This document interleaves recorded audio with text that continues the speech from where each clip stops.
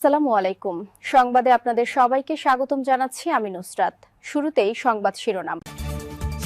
হাদির খুনিকে বাঁচাতেই কি মুসাব্বিরকে হত্যা, যে গোপন তথ্যের জন্য কিলিং মিশন পরিকল্পনা। বিদেশে ১৫ লাখ টাকায় ভাড়া করা হয় কিলার, যে কারণে জীবিত উদ্ধার করা যাবে না হাদির খুনিকে। বেরিয়ে আসলো চাঞ্চল্যকর তথ্য। এতক্ষণ শুনছিলেন সংবাদ শিরোনাম, এখন জানাব বিস্তারিত। চমকের উপর চমক, যেন কেঁচো খুঁড়তে গিয়ে সাপ বেরিয়ে এলো। রাজধানীর বুকে ঘটে যাওয়া এক নির্মম হত্যাকাণ্ড ধীরে ধীরে উন্মোচন করছে অপরাধ, ক্ষমতা, অর্থ আর আন্ডারওয়ার্ল্ডের ভয়ঙ্কর জটিল এক সমীকরণ।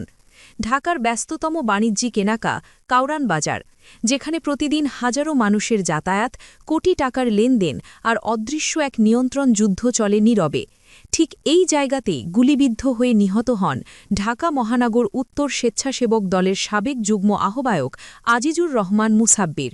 বুধবার সন্ধ্যায় কাউরান বাজারের হোটেল সুপারস্টারের পাশেই অহসানুল্লাহ টেকনোলজি ইনস্টিটিউটের গলিতে তাকে লক্ষ্য করে চালানো হয় একাধিক গুলি। মুহূর্তেই রক্তাক্ত হয়ে মাটিতে লুটিয়ে পড়েন মুসাব্বির। কিছুক্ষণের মধ্যেই নিভে যায় তার জীবন প্রদীপ।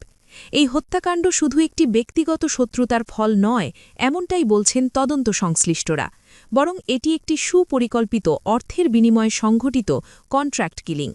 ঘটনার পরপরই নড়ে বসে ঢাকা মেট্রোপলিটন পুলিশের গোয়েন্দা বিভাগ ডিবি। দেশের বিভিন্ন এলাকায় একযোগে অভিযান চালিয়ে তারা গ্রেপ্তার করে এক শুটার সহ মোট ৪ জনকে। গ্রেপ্তারের পরই আসতে থাকে একের পর এক চাঞ্চল্যকর তথ্য। জিজ্ঞাসাবাদে ধরা পড়ে হত্যাকাণ্ডের নেপথ্যে বিস্ময়কর ছক। একাধিক গোয়েন্দা সূত্র জানায়, জুলাই অভ্যুত্থানের মধ্য দিয়ে পট পরিবর্তনের পর রাজধানীর অপরাধ জগতেও বড় ধরনের রদবদল ঘটে। ক্ষমতার পালাবদলের সঙ্গে সঙ্গে আত্মগোমিনে চলে যায় আওয়ামী লীগের বহু নেতাকর্মী ও সংশ্লিষ্ট প্রভাবশালী মহল। এই শূন্যতার সুযোগ নেয় নতুন কিছু গোষ্ঠী। কাউরান বাজারের মতো গুরুত্বপূর্ণ বাণিজ্যিক এলাকাগুলোর নিয়ন্ত্রণ দখলের প্রতিযোগিতা শুরু হয়। এই প্রেক্ষাপটে সামনে আসেন আজিজুর রহমান মুসাব্বির। গোয়েন্দা তথ্য অনুযায়ী তিনি ধীরে ধীরে কাউরান বাজারে নিজের আধিপত্য বিস্তার করেন। ভ্যান স্ট্যান্ড সহ অন্তত ৪ শতাধিক দোকানের নিয়ন্ত্রণ চলে যায় তার হাতে। এই নিয়ন্ত্রণ শুধু অর্থনৈতিক নয়, ছিল প্রভাব, ভয় আর কর্তৃত্বের প্রতীক। কিন্তু এই উত্থান ভালোভাবে নেয়নি সবাই। নিজের দলের ভেতর থেকেই আপত্তি ওঠে। অভিযোগ ওঠে অবৈধ নিয়ন্ত্রণ ও শৃঙ্খলা ভঙ্গের। এক পর্যায়ে দলীয় সিদ্ধান্তে মুসাব্বিরকে বহিষ্কার করা হয়। কিন্তু বহিষ্কার হলেও তার নিয়ন্ত্রণ কমেনি, বরং আরও দৃঢ় হয়। এতেই ক্ষুব্ধ হয়ে ওঠে প্রতিদ্বন্দ্বী একাধিক চক্র। তদন্তে উঠে এসেছে, এই চক্রগুলোর একটি যোগাযোগ স্থাপন করে কারামুক্ত এক শীর্ষ সন্ত্রাসীর সঙ্গে, যিনি বর্তমানে বিদেশে অবস্থান করছেন।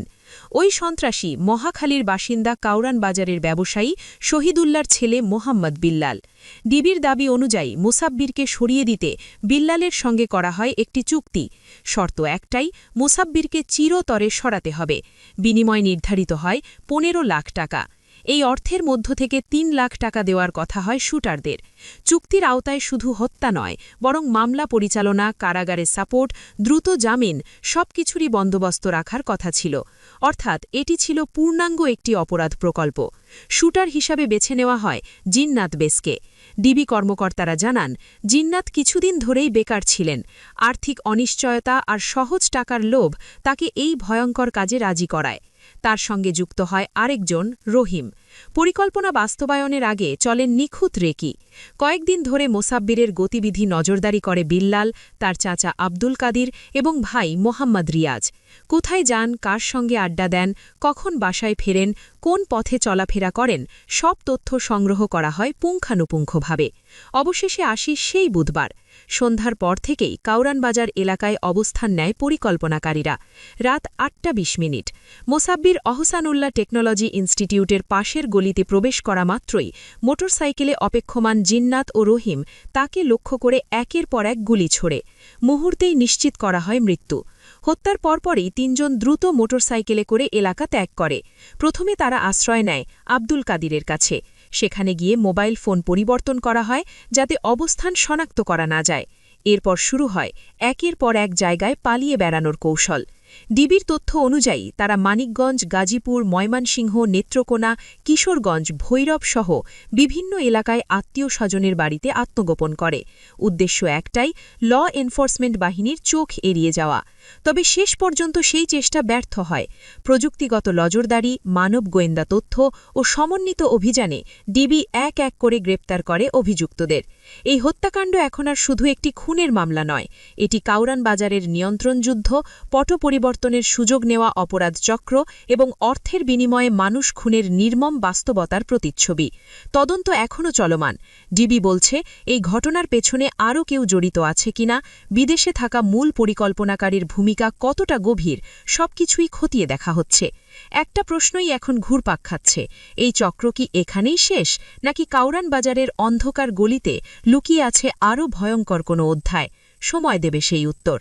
ইনকিলাব মঞ্চের মুখপাত্র শহীদ শরীফ ওসমান, হাদি হত্যাকাণ্ডের তদন্ত যতই এগোচ্ছে ততই সামনে আসছে একের পর এক ভয়ঙ্কর ও বিস্ময়কর তথ্য।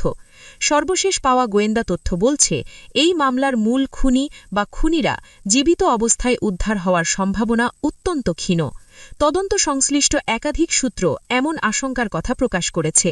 গোয়েন্দা কর্মকর্তাদের ভাষ্য অনুযায়ী হাদি হত্যাকাণ্ডটি ছিল কোনো হঠাৎ আবেগের বহিঃপ্রকাশ নয়, বরং এটি ছিল একটি বহুস্তরীয়, সুপরিকল্পিত ও দীর্ঘদিনের প্রস্তুতির ফল।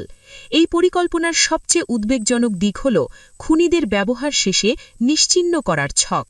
তদন্ত সংশ্লিষ্ট একটি সূত্র জানায়, হাদি হত্যাকাণ্ডের পরিকল্পনায় জড়িত মূল পরিকল্পনাকারীরা শুরু থেকেই এমন লোককে শুটার হিসাবে বেছে নেয় যাদের সামাজিক অবস্থান দুর্বল, আর্থিকভাবে বিপর্যস্ত এবং ল এনফোর্সমেন্ট বাহিনীর সঙ্গে দীর্ঘমেয়াদী লড়াই চালানোর সক্ষমতা নেই। উদ্দেশ্য একটাই, প্রয়োজনে তাদের বলি দেওয়া। এক গোয়েন্দা কর্মকর্তা বলেন, এই হত্যাকাণ্ডে যারা সরাসরি ট্রিগার টেনেছে তারা আসলে পুরো নেটওয়ার্কের সবচেয়ে দুর্বল লিঙ্ক। পরিকল্পনার মধ্যেই ছিল ওরা ধরা পড়লেও যেন মুখ খোলার সুযোগ না পায়। হাদি হত্যার পর খুনিরা যে পথে পালিয়েছে সেটিও তদন্তকারীদের চোখে সন্দেহজনক। সাধারণত পেশাদার অপরাধীরা দেশ ছাড়ার চেষ্টা করে বা নিরাপদ আশ্রয় চলে যায়, কিন্তু এখানে দেখা যায় অভিযুক্তরা এক এলাকা থেকে আরেক এলাকায় ঘুরে বেরিয়েছে। নেত্রকোনা, কিশোরগঞ্জ, ময়মনসিংহ, ভৈরবের মতো জায়গায় আত্মীয় স্বজনের বাড়িতে আশ্রয় নিয়েছে। গোয়েন্দা বিশ্লেষণে উঠে এসেছে, এটি আসলে নিরাপদ পালানোর কৌশল নয়, বরং নিয়ন্ত্রিতভাবে সময় ক্ষেপণের একটি ছক। এক পর্যায়ে তারা হয় ক্রসফায়ার নয়তো অভ্যন্তরীণ দ্বন্দ্বে নিহত হবে এমন আশঙ্কাও উড়িয়ে দিচ্ছেন না তদন্তকারীরা। তদন্তে আরও জানা গেছে, হাদি হত্যার মূল শুটার শুধু হত্যাকাণ্ডে অংশ নেয়নি, সে জানে কার নির্দেশে এই হত্যা, কারা অর্থ জুগিয়েছে, কারা রেকি করেছে, কারা প্রশাসনিক বা রাজনৈতিক ছায়া দেওয়ার প্রতিশ্রুতি দিয়েছিল। এই তথ্যগুলো যদি আদালতে প্রকাশ পায় তাহলে কেবল একটি হত্যা মামলা নয়, বরং একটি বড় রাজনৈতিক ও প্রশাসনিক চক্র উন্মোচিত হয়ে পড়বে। ফলে খুনিকে জীবিত রাখা অনেকের জন্যই বড় ঝুঁকি। এক গোয়েন্দা সূত্রের ভাষায়, হাদির খুনি এখন আর অপরাধী নয়, সে আসলে একটি চলমান প্রমাণ, আর এই প্রমাণ বেঁচে থাকাটা অনেকের জন্যই বিপজ্জনক। বাংলাদেশের সাম্প্রতিক রাজনৈতিক হত্যাকাণ্ডগুলির ইতিহাস পর্যালোচনা করলে দেখা যায়, বহু আলোচিত মামলায় মূল শুটার বা কিলাররা রহস্যজনকভাবে বন্দুকযুদ্ধে নিহত হয়েছে, কারাগারে অসুস্থ হয়ে মারা গেছে অথবা নিখোঁজ হয়ে গেছে। হাদি হত্যাকাণ্ডের তদন্তেও একই ধরনের আশঙ্কা তৈরি হচ্ছে। ডিবি ও অন্যান্য গোয়েন্দা সংস্থা দাবি করছে তারা সর্বোচ্চ সতর্কতার সঙ্গে কাজ করছে, তবে একই সঙ্গে তারা স্বীকার করছে এই মামলায় সময় যত গড়াচ্ছে খুনিদের জীবনের ঝুঁকিও তত বাড়ছে। এক সিনিয়র অফিসার বলেন, আমাদের সবচেয়ে বড় চ্যালেঞ্জ হল খুনিকে জীবিত অবস্থায় আদালতে হাজির করা, কারণ আমরা জানি সে শুধু খুনি নয়, সে অনেক অজানা তথ্যের ভাণ্ডার। হাদির খুনি কি আদৌ জীবিত ধরা পড়বে, নাকি সেও হারিয়ে যাবে বহু আলোচিত হত্যাকাণ্ডের মতোই অন্ধকার কোনো অধ্যায়? তদন্ত এগোচ্ছে, তথ্য বেরোচ্ছে, কিন্তু একই সঙ্গে বাড়ছে এই শঙ্কা যে সত্য জানার আগেই হয়তো সবচেয়ে গুরুত্বপূর্ণ সাক্ষীটি চিরতরে হারিয়ে যাবে। এই আশঙ্কাই এখন ঘুরপাক খাচ্ছে তদন্তের কেন্দ্রবিন্দুতে।